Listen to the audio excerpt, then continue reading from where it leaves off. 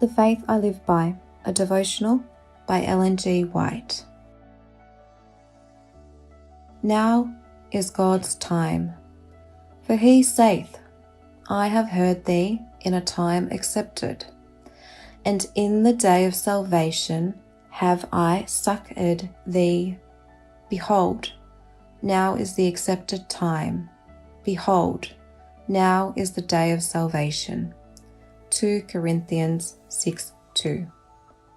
God has ordained laws for the government, not only of living beings, but of all the operations of nature. Everything is under fixed laws, which cannot be disregarded.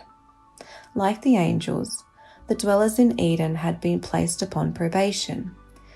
Their happy estate could be retained only on condition of fidelity to the Creator's law.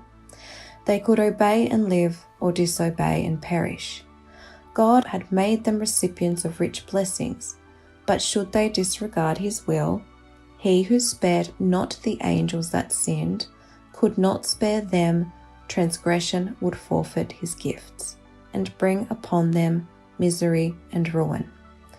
Adam and Eve transgressed the law of God. This made it necessary for them to be driven from Eden and be separated from the tree of life, to eat of which after their transgression would perpetuate sin.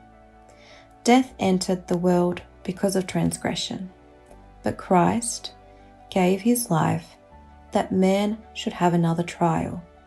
He did not die on the cross to abolish the law of God, but to secure for man a second probation. He did not die to make sin an immortal attribute. He died to secure the right to destroy him that had the power of death, that is, the devil. It is impossible for man to secure the salvation of the soul after death. This life is the only time given to man in which to prepare for eternity. Probation is granted to all, that all may form characters for eternal life. An opportunity will be given to all to decide for life or death. The probation of those who choose to live a life of sin and neglect the great salvation offered closes when Christ's ministration ceases, just previous to his appearing in the clouds of heaven. Now is the hour of probation.